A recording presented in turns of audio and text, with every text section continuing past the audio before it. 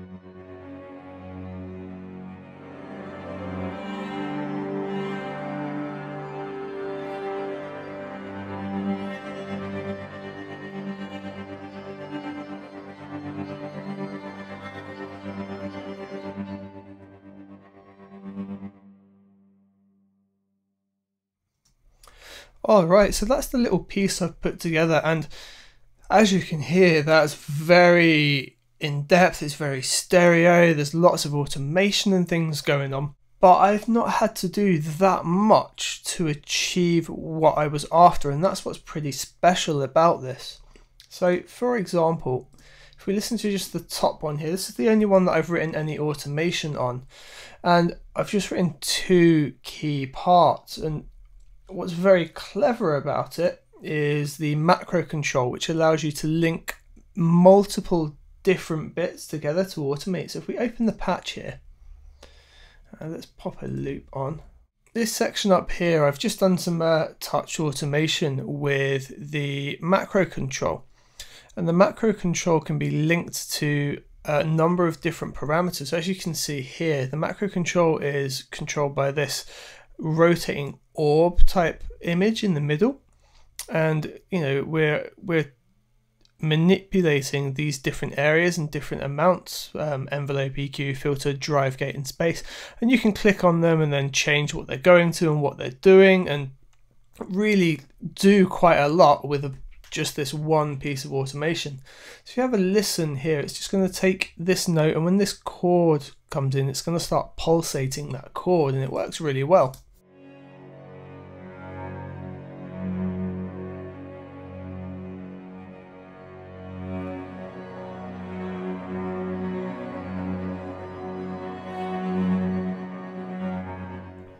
Yeah, so it's like moving into the tremolo type of feel. If we go from about the bar 17 here, we're going to hear this effect a lot more.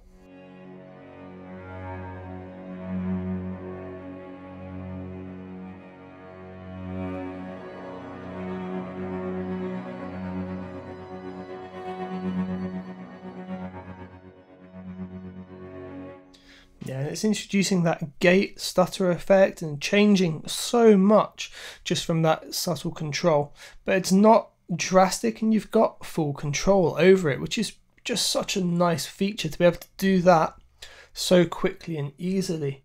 The other thing I'm doing here is just automating the drives. If we go back to the main window on here, and we just get to what I would call the main window by clicking Master FX.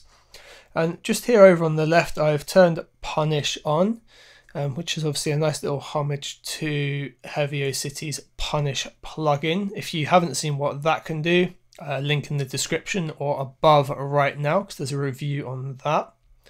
And we're just automating that and bringing it in, and this just adds a lot of harshness and a bit of dynamic crunch to the strings. We can just hear that in this section here.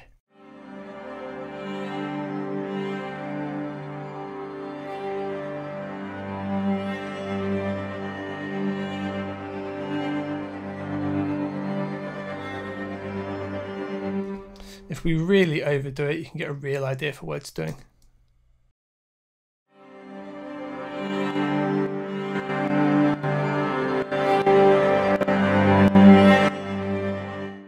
Yeah, very much compression, lots of harmonics being added, punishing the sound effectively. And that's a nice little thing to have in there. The fact that they've taken these beautiful string sounds and they're still letting you abuse them and really do whatever you want to them. On the flip side of that, you've also got some other effects in here. At the top, we've got filter, distortion, chorus, delay, and reverb. The only thing used on this patch is the reverb. It's set up in the very similar contact style. However, on here, we've got some other patches that you wouldn't normally find. For example, there's the normal small stage and things like that, but there's also some specific ones to this plugin. Now, if we talk a little bit about how it's laid out, over on the far left here, you've got your main window, which is going to show representation of your channels and then their ADSR controls. So similar to a synthesizer and choosing its oscillator. So a channel is kind of an oscillator. It's actually you're going to be your bank of samples, and then your ADSR is going to be the response of that particular channel. As you can look across the top, you've got the 3 different channels with volume, pan, tune. You've also got solo, mute, and P. P is for purge. That's going to reset your round robin. So when it's using multiple samples, different velocities, or perhaps the same velocity, we'll use 2 different samples and cycle through them. Purge will just reset that to its default. Out will then also allow us to have multi-out if contact's set up that way, so we could have all 3 channels go to separate FX out or separate channels in your DAW if that's how you wished for it to work. If we then go to source, this is where we're able to choose what we would like in each channel.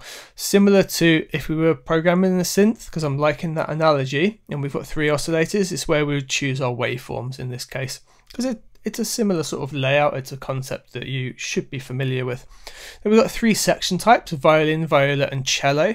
We can then choose the mix position, and then there is a wide variety of articulations. To save me just reading through all of them, it's pretty much everything an orchestra would cover dependent on that particular instrument. For example, there are going to be less types of grace strokes in a viola, I do believe. There we go. So in viola, we've got 4 different types of grace. In cello, there's only 2, for example. And that can apply to the different types of mic positions as well. They're also interchangeable. So huge library of detailed sounds there, and you can pick precisely what you're after.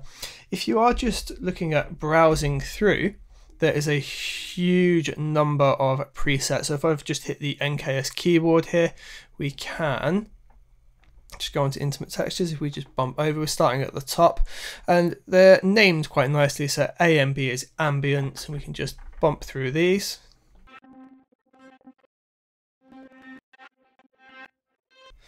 There's a huge number of starting points for you to go through as well. And then once you're in here, you can also quickly jump through your channels here and see what's assigned to each one and how you've got it set up. Preview options, very nice thing to have. So if you want an idea of what that particular articulation is going to sound like, you can just click on preview and you've got it. If you leave auto on as you browse through them, it will automatically select it. That's a really nice touch to have in there. At the bottom of here you can also set the keyboard trigger points as well, so you could have all three channels are triggered from 3 different octaves if you so wish. So you could play using my little 2-octave keyboard here, one channel on the left and another channel on the right, and then perhaps have some legatos going across both of those octaves. That could work out nicely. It's completely up to you. In this case we've just got them going across the whole lot. I believe in some of the others we might have that slightly different, but I'm not going to bring up each one to go over it. If we then go into options, we've got the pitch bend and details for the channels, as well as mono and poly. So mono might be really useful if you are looking to do like legato slides into one another. Poly is going to be great if you're doing chords like we've got going on here. Obviously if we switch to mono, we're going to want to put glide on so we can bend the notes into one and other. Moving over to the far right hand side, we've got cycle, and this is going to be relatively simple for you if you've ever used any kind of sampler. It is how we can cycle that particular sample, how it's going to be affected once it reaches the end. Will it ping pong, will it cycle round, and its cycle points. It's part of Contact in general, and it's in here, so you've got the option to develop it, and as well you could take a preset and tweak it if you wanted to adjust it. Now the macro sequence section is what I was talking about before, where I've automated this moving orb, if you will, to apply to lots of different parameters which are editable by clicking on here. And it's also got its own arpeggiator to trigger it as well. We can turn that on just here, and we see it's now active. And if we are to play, we will see this taking effect by a representation of a movement bar here, depending on how much is being triggered via this arpeggiator. So here we can see it's now pulsing on a 1/4 bar.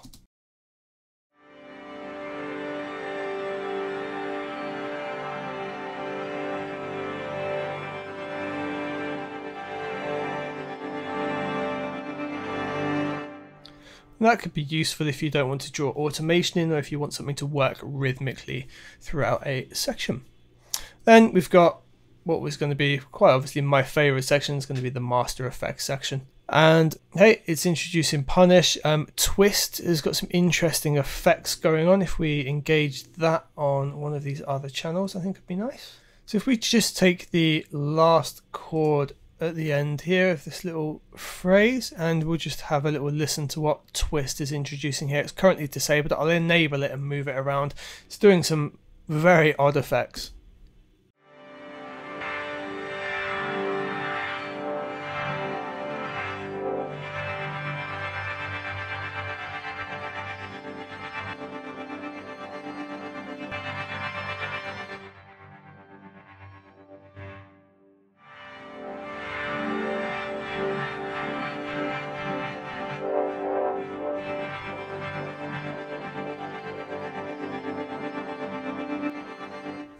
I think it could be really good to automate that for some transitional sounds into something else, perhaps a rhythmic section coming in.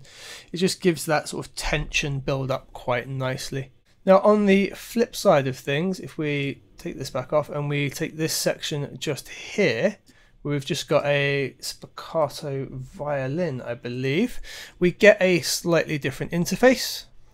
And this is when we're working with just that one particular sound. And as you can see, we've got the articulations here, and they're triggered via high octave, octave number 6 in this case. And so G sharp, for example, triggers the spiccato, and if we bump up the octaves, we can change through those, and you see how the settings for those changes dependent on the trigger. So the spiccato setting itself sounds like this.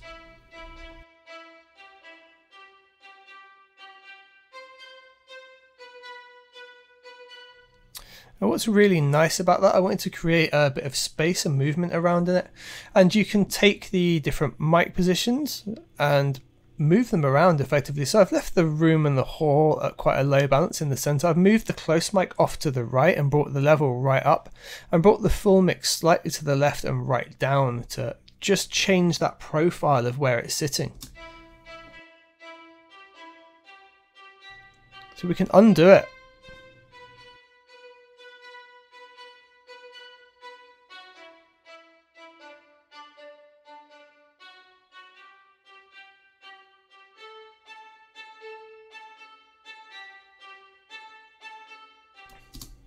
And just having that mix balance in there was really useful in just really quickly putting this together. I've also utilized that on this particular section at the start here. I just wanted to fill some of the left high end space, and I've just done that with this violin.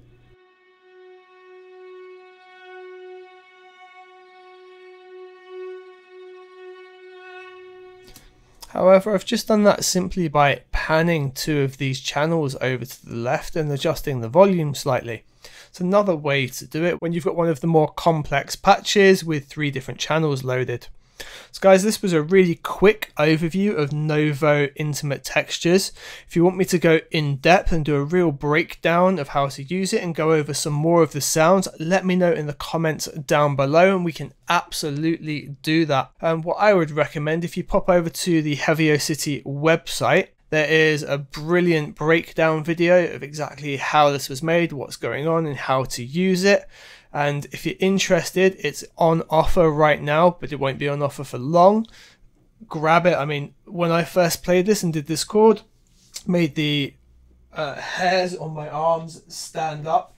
It was truly so intimate and detailed. I am absolutely in love with this library. I am going to be using this probably to create some of the hip-hop tracks I've been doing lately.